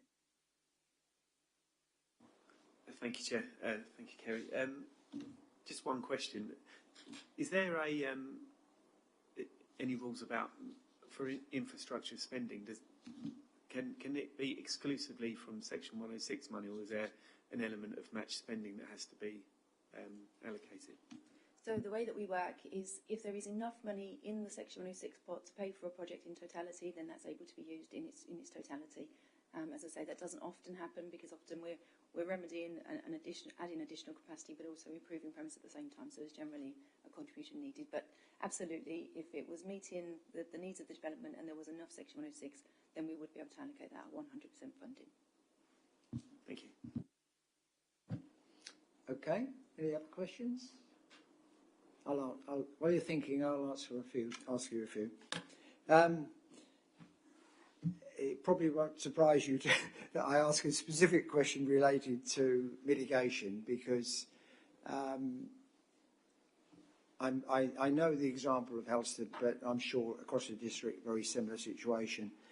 When houses are built, we have Section 106 plan to mitigate that development, and you know we try to sell that to our residents to actually say, look, come on, you know, we've got these. I've been talking with the GP surgery in Helsted since December 2017 on this very subject, and many times with yourself as well. In that time, 600 houses have been built and people are living in them, putting additional burden and load on the doctor surgeon. People are crying out saying, what's happening here? I thought we were going to have more capacity at our doctor's surgery. I understand the agreements are in the pipeline, and in actual fact, quite a lot of the funds are already available to spend and building up. I use this as an example because I know it, but I guess it's probably very similar. It really, again, is about the delay. There's such a long time lag between building houses, getting population in, and seeing a benefit come through on the ground for the residents in terms of delivering capacity. And I can see a number that you have here of 240,000. I don't know what that's for, but I guess my question for that is, well, what's the timeline on that? When will that be delivered? And I guess against all of these, it would be good to know for our residents when they're going to be delivered. So I don't know if there's anything you can do, answer now or follow up on that. It's because the timing when it hits the ground is when the benefit comes for our residents. And I don't understand, I really don't understand why there's so many delays in the process. There's obviously something in the process that is blocking this, and it's a huge frustration for our residents. So I'll leave it there first. Of course, I think it's also set in a bit of context. So if we, every time we had some small amount of Section 106 come in, we then developed a room, clearly that's not value for money, and it's not really practical. So we actually look at cumulative impact across the system. So what we do within my team is we take the whole of the local plan, we then plot every single one of the developments that are expected over that plan period, and we work out the impact for each individual GP practice to then give us an overarching view of actually how big does this need to be. Because in all honesty, if we just took one development, added an extension, and then thought, oh, actually there's another 1,000 people coming, we can't extend anymore, that's another surgery, so that doesn't make any sense practically. So we have to understand what the cumulative growth looks like to be able to plan longer term for what's needed. And quite often, as we say, that cumulative growth, that means we need the money from all of those developments or several of those developments to be able to get started. We do try to phase works wherever we possibly can, but again, we have to consider the value for money element of that. I think also as well, it might be helpful for me to give you a response outside of here that can be and then be shared just because of the complexities. So it depends on the ownership of the facility. It depends on the contract type that the GPs hold. It depends on not only whether it's a GP held, but actually whether it's third party, whether that is an investment company or an individual, whether they're actually willing to do what we need to do with the property. So there's a whole process that we have to go through. So it's not in our gift to say to a site, you need to extend today. We actually have to work with the GPs. They have to want to extend. And of course, where there is a requirement for them to put funding in, they have to assess their own funding as well to know when it's actually practical for them to invest in that development. So it is quite complex. But as I say, as you can see, in the case of Elizabeth Courtyard, just for an example, £250,000, when we start to look at building new health facilities, that actually isn't very much money at all. And as you know, it's taken quite a lot of money to build that up. It's not through willingness, it's also just trying to make sure that the project is right. So it's forecasting the growth, it's forecasting the service model, and it's looking at the demographics of the population as well to understand what they might need in the future. What I wouldn't want to do is to build 3 consulting rooms when actually I need a treatment space or a clinical space or something slightly different. So, as I say, it is quite complex, which is why it does take a long period of time.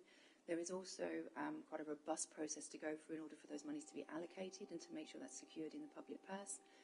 And as you say, we have to consider that in the context of other projects that are happening as well. So yes, this has taken time. I think the fact as well that I know you're aware because we've met before, but I was a team of 1 up until 12 months ago.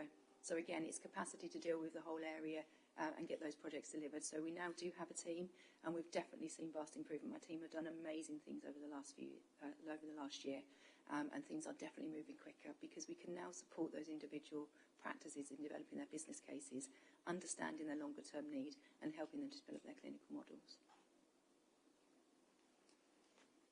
Okay, thank you. So when would the money be spent in Halstead? Now, that's a very good question. So as I say, we are actually working on a project now. We need to go through to make sure, again, that that's value for money and that it does actually align. So we are looking to get that business case through before Christmas. So I would hope to see something start in the new year. But as I say, I'm just waiting for details. So I don't want to give you dedicated dates for everything because there's lots of different moving parts. But as I say, if I could provide outside of this details of what we're trying to do and how we're trying to do it, the process for each one of those, because each one of those is slightly different, including the values also reflect how much paperwork we have to go through as well to secure that funding. So if I can provide that outside the meeting, I think I'll give you a much better understanding, and also I can set out the timelines for each of those stages as well. Yes, I think if you could do that outside the meeting, that would be very useful. Thank you as a follow-up. Yeah, appreciate that. Thank you. Okay, I think that captured my question. Yes, Councillor Cordell, go on. Thank you. Kerry, thank you for a brilliant presentation. And I had no idea how complicated all this stuff is. But the sort of, I mean, thank goodness one can basically pass the buck to the county council when we get rung up about the NHS. But do you think Dominic's point about communication is just as applicable to you as it is to us? Because we get some very passionate complainants about, you know, the lack of capacity at the local GPs or whatever. And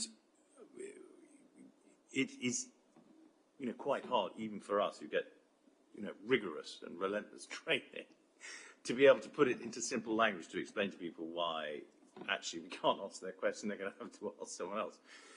And even your slides, brilliant though they are, you know, they take some sort of looking at twice.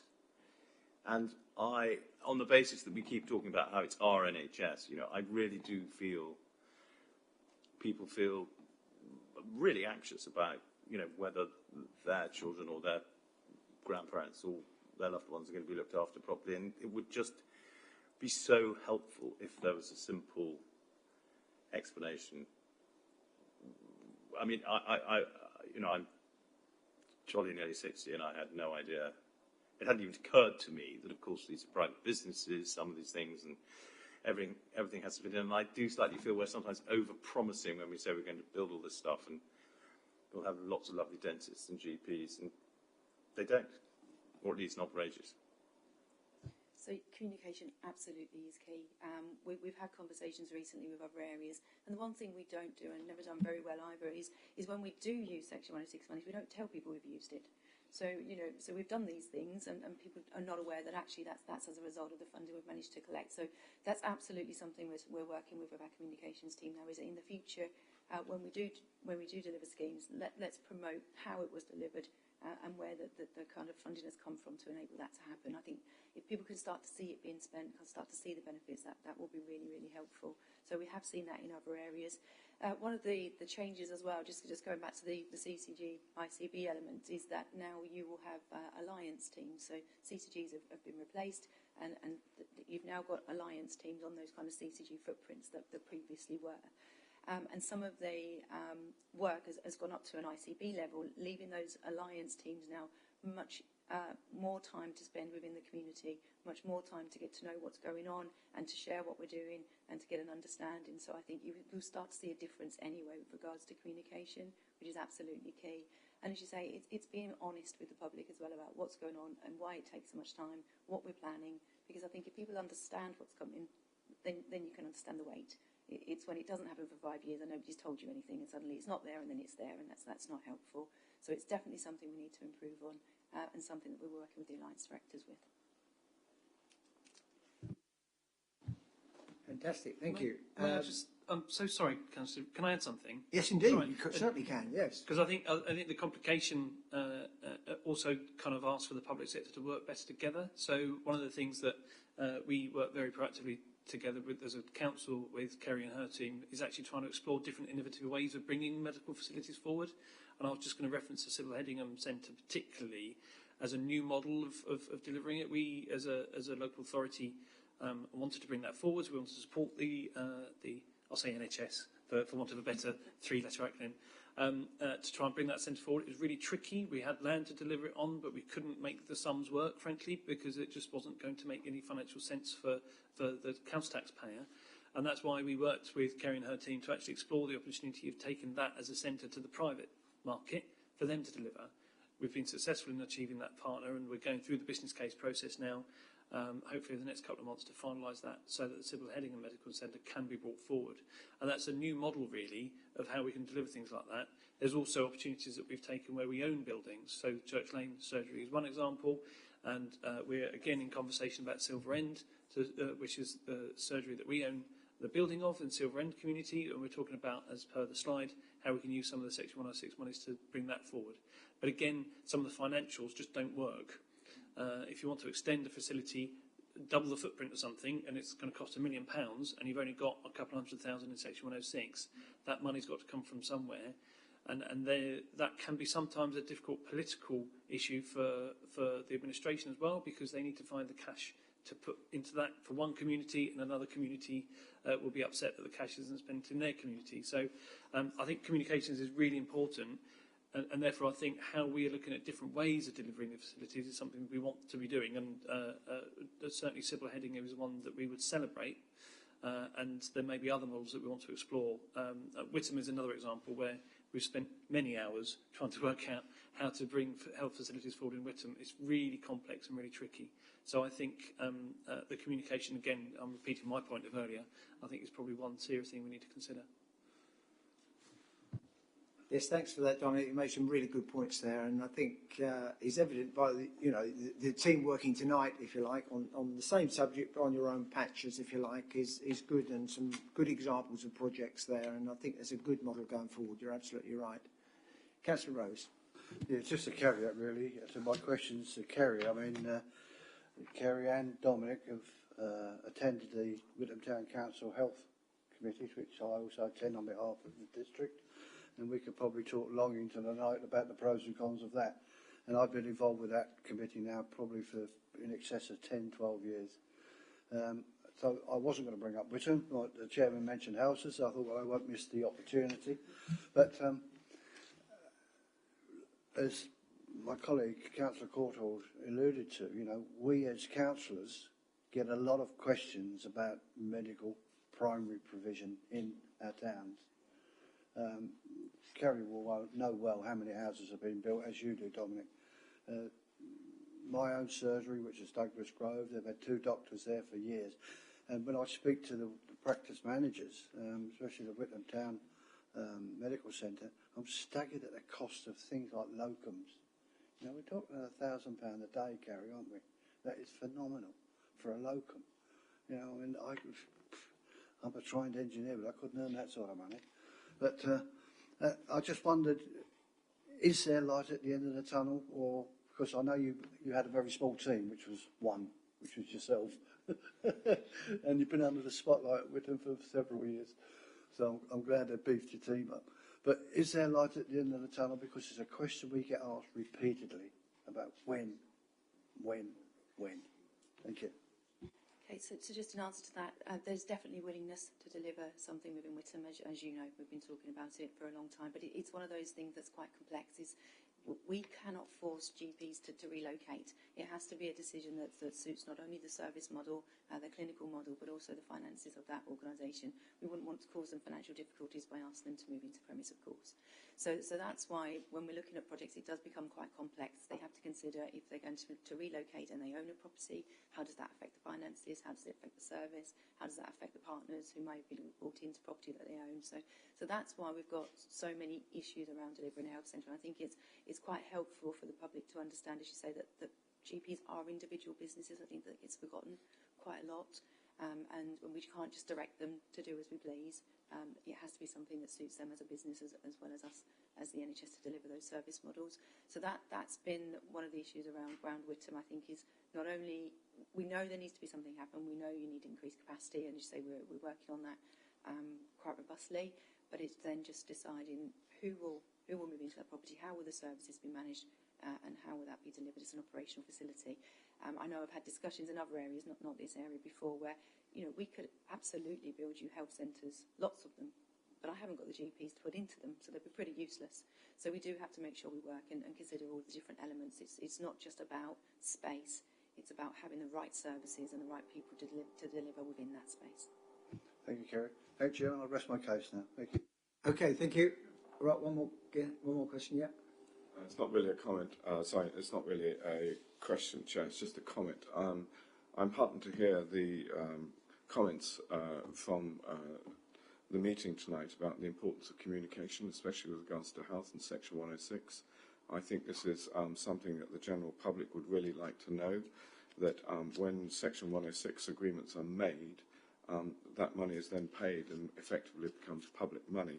I think it would be a really good idea if somehow between the National Health System and our district councils, that we, even if it's 4 or 5 years later, somehow use that information to know that that spend has gone to our health service that benefits our communities and our residents, because that would help us, I think, at Braintree District Council to tell the story better of development and offsetting Section 106 money, and the fact that it actually goes back and helps the health and provision of our residents. And I do hope that coming out of this, that will improve.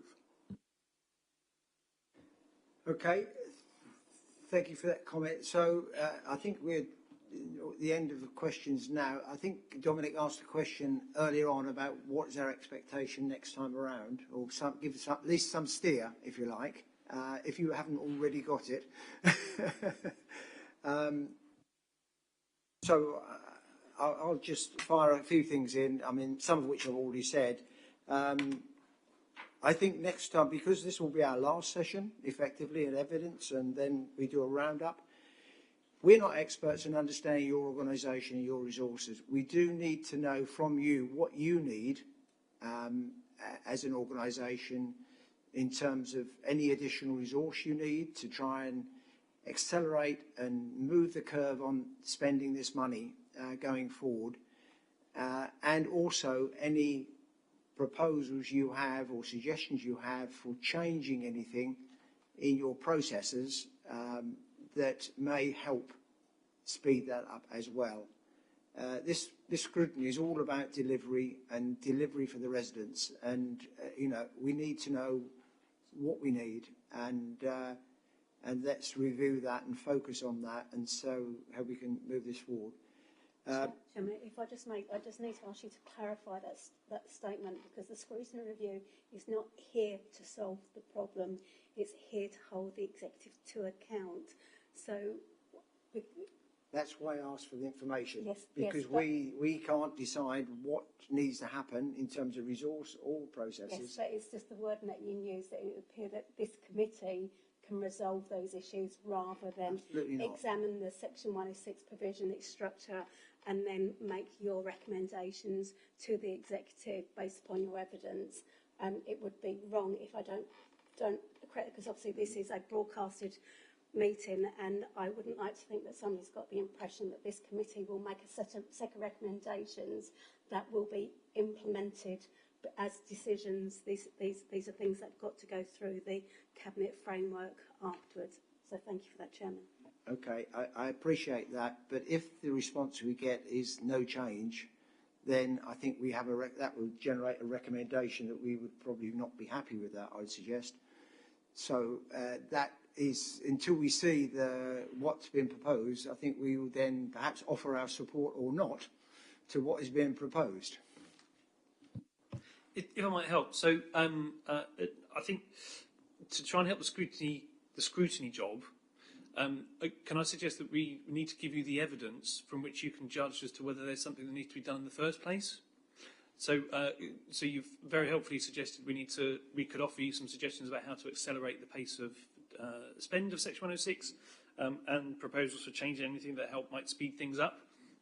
To my point earlier, I'd imagine the scrutiny committee needs to determine whether we are spending things slowly or not, and therefore if we are spending things too slowly, then we'll need to do something about it. I suppose I'm just suggesting that we might not want to jump the gun in suggesting that we need to accelerate things, because you'll need to have the evidence to say that you can then judge against to say that we are spending it too slowly. So I suppose one of the things I was really keen in my question earlier is to understand what's the data that you would like to see over and above what we've already provided in the reading list that will help you come to your judgment as to whether we are spending the money, quotes, too slowly, or whether actually that evidence suggests to you that we're spending it to profile, or otherwise. So if there's more data we can send you akin to the reading list we very helpfully sent you before today's meeting, that would give you the material rather than going through it in the meeting in September, because we are very tight of time. So what's the data that we could provide you with? And perhaps, Chairman, we can talk that outside the meeting, very happy to, so that you can do some of the reading and the assessment yourself first, come to the meeting perhaps with some questions of clarification on the data, and therefore affirming or otherwise any perceptions of speed of spend or not, from which you will then be able to judge some recommendations to offer the administration. Did that make sense? To a certain extent, I think when we first launched this scrutiny review at the previous meeting, then there was data that I collected for information I was supplied by officers that I think very clearly articulated that, to which you and I agreed before that was released. So if you disagree with that information, then that's fine.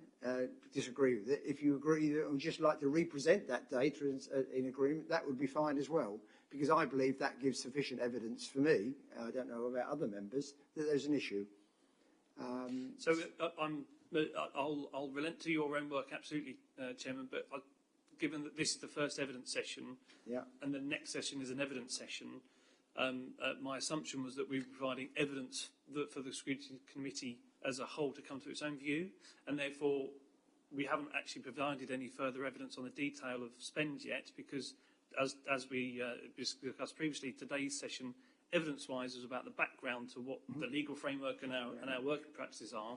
So we haven't actually presented any evidence to the committee as yet as to the speed of spend or otherwise. Chairman, could I suggest, obviously members have just had two very detailed presentations, and you've had quite a few questions sort of come to mind, and I'm sure as members leave tonight, they will think of a further question that they wish they'd had the opportunity to present. As with all scrutiny reviews, we always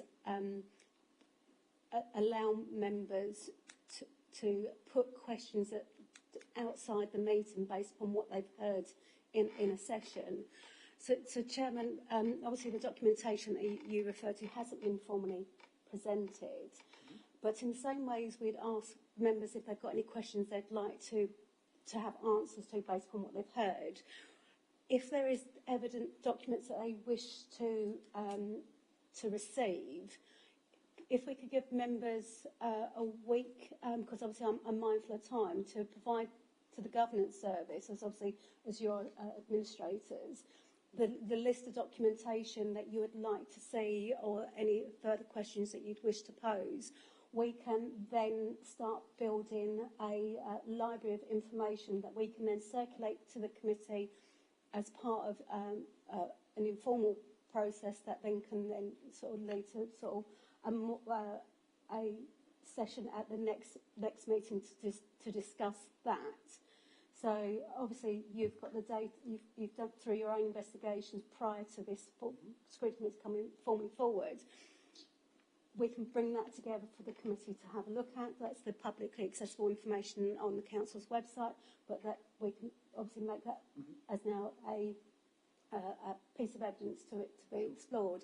But if we could have some guidance from members, appreciate, if we said to you, tell me what you'd like now, you might think, I need a moment to think. So if we can give you a week's thinking time to come back to us with what you want to see to answer some of the questions that you've had tonight, or where you've still got a few question marks, then I think that might be a sensible way forward. Obviously, we're looking at that additional meeting for you, and if necessary, we may have to think of other ways to sort of get information to members, and so you can explore that as well. So. For sure, I'm quite happy with members submitting information outside of this meeting in the next week, shall we say, and I think it'll be a useful process. So yeah, I'm quite happy with that. Yes, Councillor Sweet. And Chair, can I sort of take up Dominic's point? I think it would be really good to have some evidence on perhaps following from a planning decision where Section 106 potentially can be agreed, and then follow that process through in obviously fairly straightforward terms for us as a committee, to then know how long it's stored for, and then when it's spent and what happens to it. Because I think we've had a very good outline tonight of Section 106 as and actually we haven't deep dived on the detail. And I just wonder whether we could historically look at several cases and see, because that may help us to come to decisions and enable us to make suggested improvements from our committee or otherwise, or to look at it and benchmark it a little bit with what's happened historically. Chairman, could I suggest that the members, obviously, as the officer said, the information is on the planning portal, the council's website, where the 106 is, to obviously to continue the impartiality of the scrutiny review. Would it be better that the members identify maybe some of the scenarios that they would like to look at as a case study? We can then pull the list together and see which ones are suitable, that we can take those forward as scenarios, as case studies. Because obviously what I would like to avoid is if officers present you with a set, the concern would be whether that is a true representation of the scenarios. So obviously, as I always say to all the committees, this is your scrutiny review. You are invested in it, so therefore you must do some of the legwork, investigation and evidence gathering to a certain degree.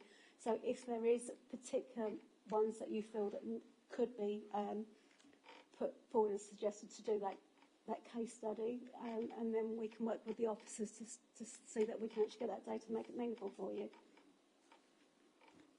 I'd just like to draw caution that we only have one more evidence gathering session, so we need to make sure that we achieve what we want to achieve from that in total. So that's the only word of caution. Yes. This might be a simple one to answer, but do we do any benchmarking against other planning authorities to see how we perform in delivering Section 106? So I think benchmarking would be a really interesting conversation to have, and I think also, and I'm generally not trying to lead you, but something around kind of KPIs and indicators, I think would also be an interesting one. What I'm really keen to do though is to give you some bare bone facts about. So Councillor Radley's very helpfully referenced the £6+ million that we've got, in the bank as such. How is that cut down? What's included in that? How much of that is open space action plan reference? Because I think it's a really important point. How much is held by on behalf of others like the NHS and education for ECC? So what I might suggest is offering some simple representations of that, or pared down representations of that ahead of the next meeting to give you an idea of that cut down.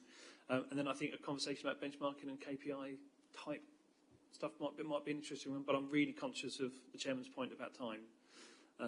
We'll want to answer the core questions you've raised in the terms of reference, because they're the core things you're really interested in doing. What I'm really keen to do is give you the evidence so that you can draw your own conclusions on them.